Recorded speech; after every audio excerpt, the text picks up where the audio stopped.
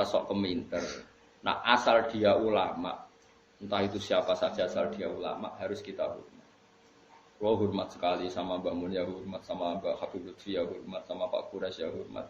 Asal dia orang alim alama pasti bacanya banyak, pertimbangannya banyak. Kecuali dia alim itu aku gak percaya. Tapi beliau-beliau itu kan orang alim. Terus kalau beliau berstatement hukum, itu apakah hukum fikih apa hukum tahapan, kita kan tidak tahu dia wong alim.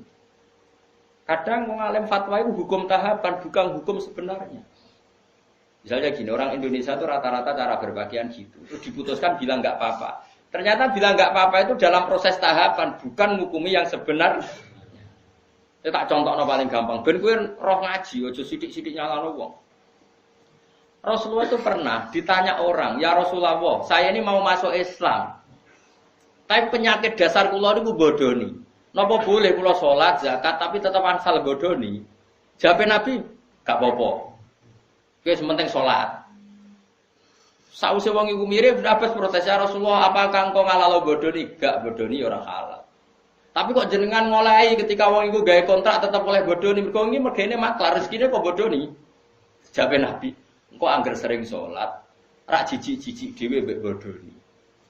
Berarti ketika Nabi tidak mengharamkan bodoni itu bukan hukum sebenarnya, ini hukum tahapan. Apa hukum tahap? Ini yang paling angel ning bab fiqh dakwah, mana disebut fiqh dakwah. Ada hukum itu tidak sebenarnya, tapi itu tahapan. Misalnya aku ketemu cah Jakarta, mondok ning nggonku misalnya, cah wedok, biasanya katokan cekak. Tak kon jilbaban langsung kangelan. Kira-kira tak kon ya wis celananan nduk celananan. Mergo pikiranku lumayan ora katokan cekak. Terus ning atiku mesti jilbab menyusul kan ngono. Bukan darani celananan itu hukum sebenarnya, ini hukum tahapan. Saiki kowe nglatih cah cilik poso, langsung maghrib tak beduk. Beduk. Terus pun, wah ini ajaran sesat, poso setengah hari. Kayak seneng drengki mbek wong. Iku jenenge hukum tahapan, tidak hukum sebenarnya. Mulane kula sing penting asal sing ngomong wong alim saleh. Tak baleni nek wong alim saleh. Saleh tok ora alim ora cukup. Mergo ilmune ra akeh. Alim tok ora saleh ya fasik jenenge alim ora saleh ya kacau juga. Lah titenane piye yo? Lagi alim tok ora. Nah alim ditan-titani dhewe biji-biji dhewe.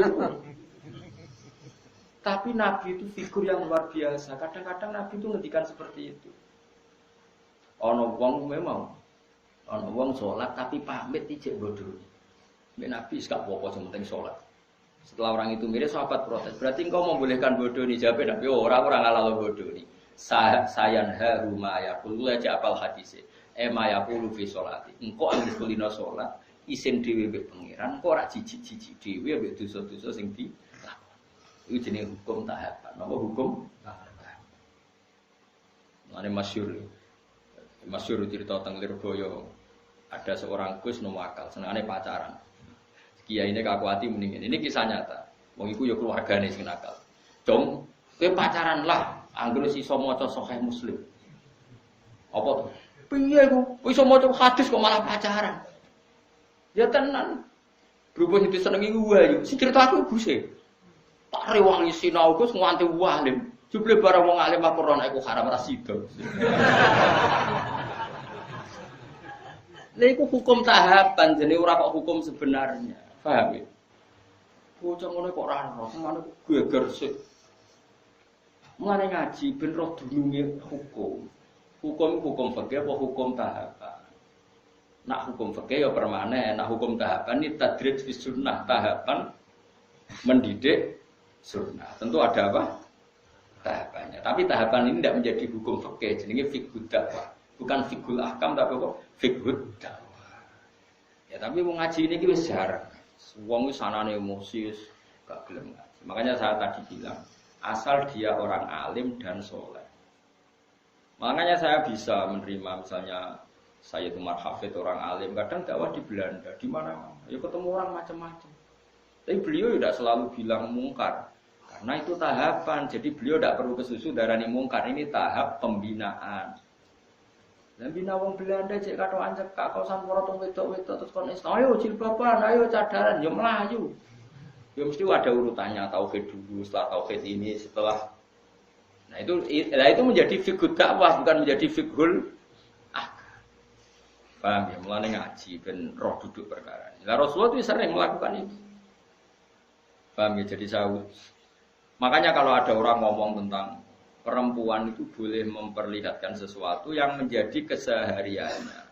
Itu tentu tafsirnya itu macam-macam.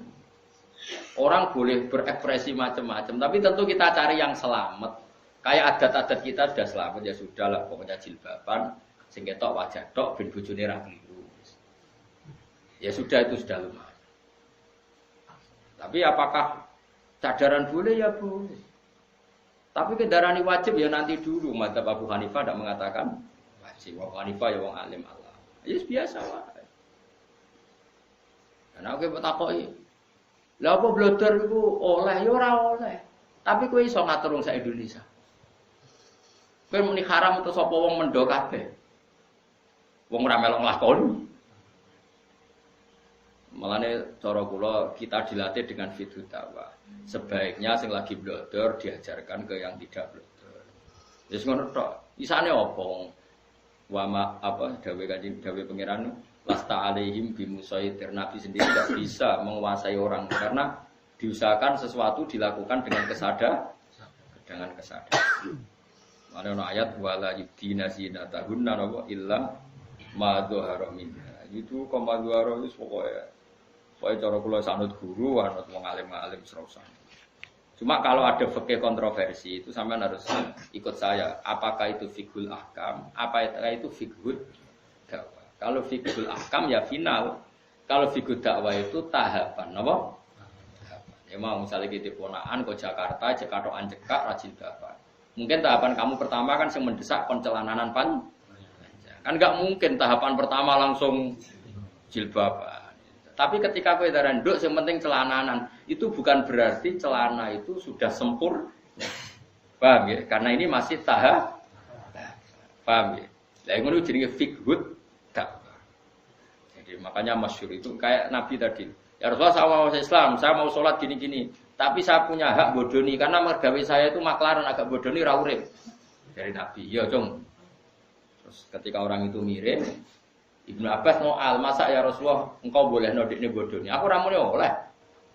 Lah kok jenengan mendel mawon. Sayanhahu ma yaqul. Engko nak wis sering salat, sering lapatno kalimah thayyibah, engko risi dhewe akhire ora bodoni